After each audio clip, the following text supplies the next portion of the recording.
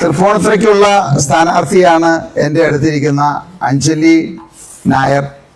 നമുക്കറിയാം ഇനിയിപ്പോൾ തൃപ്പൂണിത്തുറയുടെ ആ ഒരു സംശയം, സാബു ജേക്കബ് മത്സരിക്കുമോ എന്നുള്ള ആ സംശയം ഇതോടുകൂടി ഇല്ലാതെയാകുകയാണ്.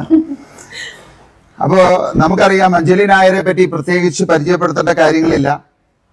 മലയാളം മാത്രമല്ല, തമിഴ്, തെലുങ്ക്, സംസ്കൃതം എല്ലാ സിനിമാ രംഗത്തും അഭിനയിച്ചിട്ടുണ്ട്.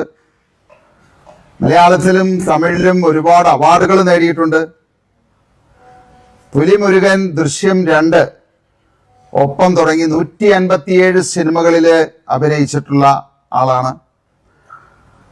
അതിനേക്കാളൊക്കെ ഉപരി ഒരു സംരംഭകയാണ്, ചില ബിസിനസ്സുകൾ ചെയ്യുന്നു. അപ്പോൾ ഒരു ഗിഫ്റ്റിംഗ് കമ്പനിയുടെ സ്ഥാപകയാണ്.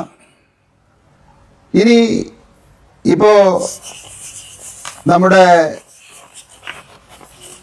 ഏറ്റുമാനൂർ വീണ നായറിനെ പറഞ്ഞ പോലെ തന്നെ വീണ നായരുടെ ഒരു പ്രത്യേകത, അവിടെ ആ സ്ഥലത്ത് തന്നെ ജനിച്ചു വളർന്ന ഒരാളെയാണ് ഞങ്ങൾ ഏറ്റുമാനൂരിന് കൊടുത്തിരിക്കുന്നത്. അതുപോലെ തന്നെ അഞ്ജലി നായറും തൃപ്പൂണിത്തുറ തന്നെ ജനിച്ച് അവിടെ വളർന്ന് അവിടെ പഠിച്ചു വളർന്ന് തൃപ്പൂണിത്തുറക്കാരുടെ മനസ്സ് പൂർണ്ണമായിട്ടും അറിയാവുന്ന ഒരു വ്യക്തിയാണ്. അപ്പോൾ അതുകൊണ്ട് തന്നെയാണ് അഞ്ജലിയെ ഞങ്ങൾ തൃപ്പൂണിത്തുറയ്ക്ക് വേണ്ടി മാത്രമായിട്ട് തീരുമാനിച്ചത്. അപ്പോൾ തീർച്ചയായിട്ടും തൃപ്പൂണിത്തുറക്കാരുടെ മനസ്സറിഞ്ഞ് അതിനുവേണ്ടി പ്രവർത്തിക്കാനായിട്ട് ഏറ്റവും നല്ല ഒരു സ്ഥാനാർത്ഥിയാണ് അഞ്ജലി നായർ. അത് തൃപ്പൂണിത്തുറക്കാർ സ്വീകരിക്കുമെന്ന് എനിക്ക് ഉറപ്പുണ്ട്. അങ്ങനെ വന്നു കഴിഞ്ഞാൽ തൃപ്പൂണിത്തുറ ഇന്ന് നേരിടുന്ന അല്ലെങ്കിൽ അവരുടെ എല്ലാ പ്രശ്നങ്ങളും പരിഹരിക്കാൻ അഞ്ജലിക്ക് സാധിക്കും എന്നുള്ള ഉറപ്പുള്ളത് കൊണ്ടാണ് അങ്ങനെ ഒരു സ്ഥാനാർത്ഥിയായിട്ട് ഞങ്ങൾ തീരുമാനമെടുത്തത്.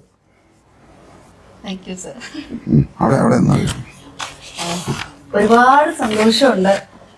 ഇങ്ങനൊരു കാര്യം പാർട്ടി ആവശ്യപ്പെട്ടപ്പം അത് തൃപ്പൂണിത്തുറ ആയിരിക്കും എന്നുള്ള ഒരു സൂചന പോലും എനിക്ക് ഉണ്ടായിരുന്നില്ല.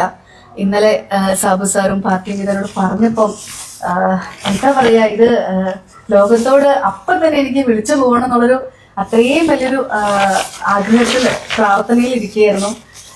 എൻ്റെ അച്ഛന് ഏറ്റവും കൂടുതൽ സന്തോഷമാവുന്ന ഒരു കാര്യമാണിത്. പറയാൻ വാക്കുകളില്ല. തൃപ്പൂണിത്തുറയിലുള്ള എല്ലാ ജനങ്ങളോടൊപ്പം ഞാൻ ഉണ്ടാവും. അവരുടെ എല്ലാവരുടെയും വീട്ടിലൊരു മകളെ പോലെ അവരുടെ പ്രശ്നങ്ങളെല്ലാം എൻ്റെ അടുത്ത് പറയാം. ഞാനതിന് പരമാവധി എൻ്റെ ഭാഗത്ത് നിന്ന് എന്തെല്ലാം ചെയ്തു കൊടുക്കാൻ പറ്റുമോ അവരുടെ വീട്ടിലൊരു അംഗത്തെ പോലെ ഞാൻ അവരോടൊപ്പം ഉണ്ടാകും, ഉറപ്പ്. ഇനി എന്തെങ്കിലും ചോദിക്കാനുണ്ടോ?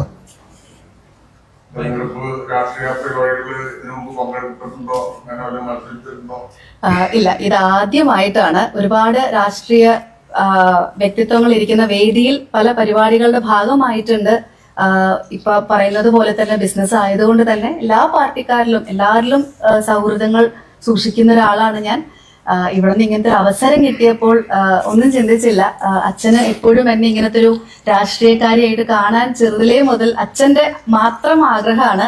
അപ്പൊ അച്ഛന്റെ മുഖം മാത്രമേ എനിക്ക് ഓർമ്മ വന്നുള്ളൂ. അതുകൊണ്ട് ഞാൻ എന്റെ ഭർത്താവിന്റെ അനുവാദം വാങ്ങി മോളുമായിരുന്നു.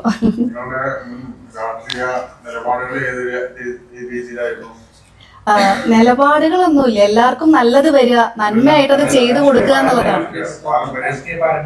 ഇല്ല, രാഷ്ട്രീയ പശ്ചാത്തലമായിട്ട് അങ്ങനെയൊന്നുമില്ല, അങ്ങനെ ഒന്നും ഉണ്ടായിരുന്നില്ല. ഏത് പാർട്ടി നല്ലത് ചെയ്യുമ്പോഴും അത് പറഞ്ഞ് ഉയർത്തി കാണിക്കുക, നല്ലത് പറയുക, നല്ലത് ചെയ്യുക, നന്മയോടുകൂടി എല്ലാവർക്കും വികസനത്തിന് വേണ്ടിയിട്ട് ചെയ്യാൻ കഴിയട്ടെ എന്നുള്ളത് മാത്രമാണ്. അതെ, തീർച്ചയായിട്ടും. തീർച്ചയായിട്ടും നമ്മൾ ഏത് മേഖലയിലാണെങ്കിലും പൊതുവെ സ്ത്രീകൾക്കൊരു മൾട്ടി ടാസ്കിങ് പവർ ഉള്ളതാണല്ലോ, എബിലിറ്റി ഉള്ളതാണല്ലോ. അപ്പൊ അതിൽ ഞാൻ വിശ്വസിക്കുന്നു. ഞാൻ 2 പെൺകുഞ്ഞുങ്ങളുടെ അമ്മയുമാണ്. അപ്പൊ അവർക്കും ഒരു വിഷമം തട്ടാത്ത രീതിയിൽ അവരുടെ കാര്യങ്ങളും അമ്മയുടെ കാര്യങ്ങളും ഇപ്പൊ ഈ 2020 നമ്മുടെ തൃപ്പൂണിത്തുറ എന്ന് എനിക്ക് തന്ന അമ്മയും അച്ഛനും തുല്യമായിട്ടുള്ള ആ ഒരു സ്ഥലം പോലും എൻ്റെ ഉള്ളിൽ, കൈക്കുള്ളിൽ ഭദ്രമായിരിക്കും എന്നുള്ളൊരു വിശ്വാസം എനിക്കുണ്ട്. ഓക്കെ, 2020 സ്വാഗതം. വളരെ